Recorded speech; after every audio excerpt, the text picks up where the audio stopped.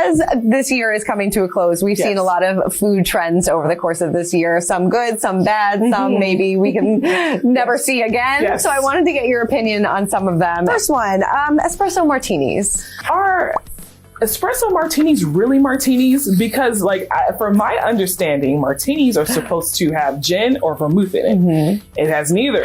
So, and I'm also not a coffee drinker. I don't like coffee. I like the smell of it. I love the taste of it. I just don't like how it makes me feel. So I think it's delicious if you're a coffee drinker and you love your espressos. It's wonderful, but is it really a martini? I don't know. I don't know. Jury is out on that one. Yes.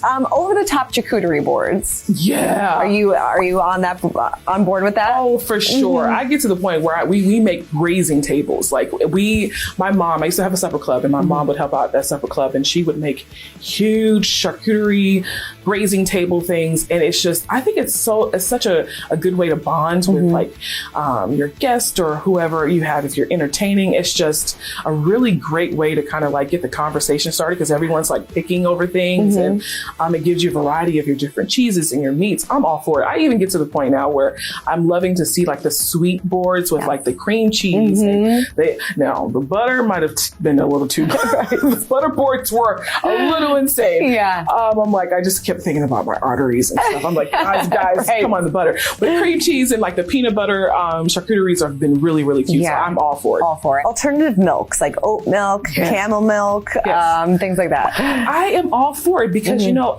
as much as I love dairy, we have a love and hate relationship. And the older I get, the more I realize that. So I am all for it because I actually drink oat milk myself quite often, especially with my cereals or anything. And if I go to a coffee chain, I always get that replacement. But the oat milks are really cool. Now, there's another milk that I'm not too sure about. It's what did you mention just now? Camel milk. Camel milk. Wow. What? But apparently it's easier to digest than cow's milk, but where do you find it? Where do you find a camel? I don't know. Wow. I can only imagine that it's going to be very, very expensive to say that, I would prefer camel milk. I don't think you can find that at your local Starbucks. No. What about Profi? So adding protein powder to your morning cup of coffee? I'm all for it. I mean, it's a good way because I find myself now, because I'm getting into working out, of course, at the end of the year, beginning of the year, everyone's go to the gym. I find that it's a good way to get your protein in, because if you're not, some people are not big breakfast eaters. And if you work out early in the mornings, it's the best way. And if you're a coffee drinker, it's a good way to add your protein in at the beginning of the day. So I'm all for it. It's a good replacer to creamer. So get that extra boost. Chopped sandwiches, taking all your sandwich ingredients, chopping it up into a sandwich or salad, and then putting it back into a sandwich. Oh my goodness. I just made one at least a week, I think a week before.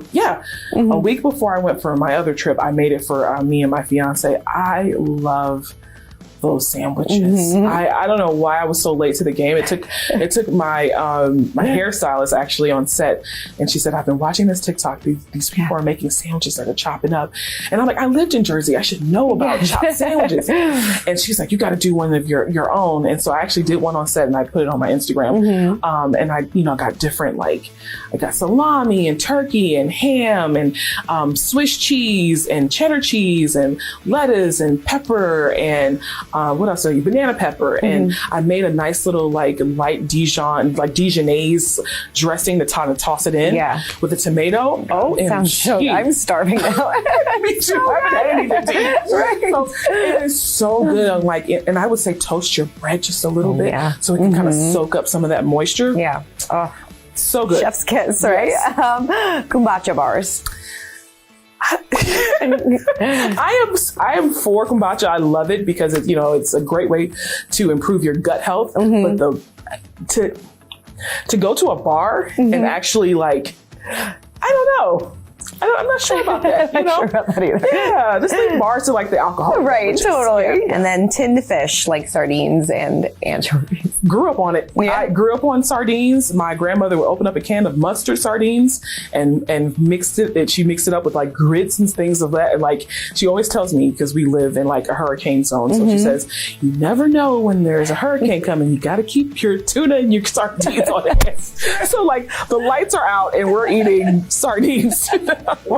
So yes. Is there anything that you predict for next year, food wise?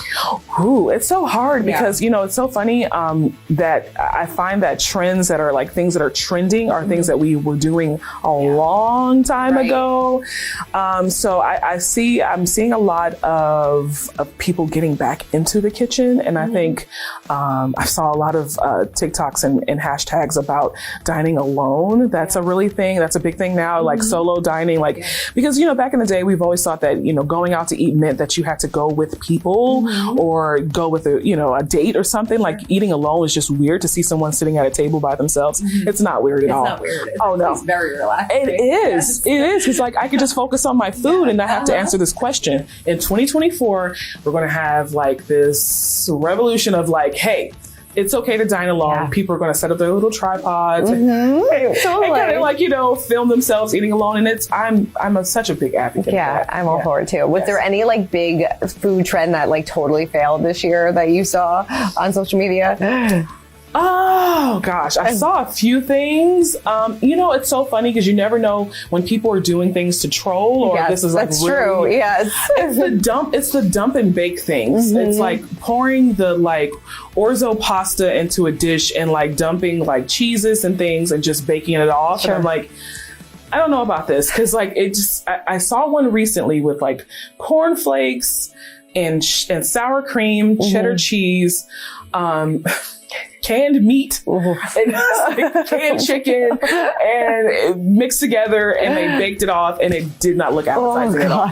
So those like random dump and bakes, not for it. Let's not bring that to the new year. Is that frustrating for you as such, like, you know, an acclaimed chef that you see like that happening on social media? It does. You know, it does. It's, I'm like, this is a disservice to people because I don't like food waste. Yeah. You know, and so seeing people play in food sometimes is like, no, don't do that. But then I'm also for people experimenting. You know, sometimes that's the only way that you'll find out if something is good or not. Yeah. You got to try it. But you can look at those videos and tell that these things are a disaster. Yeah. Don't even attempt to buy the ingredient.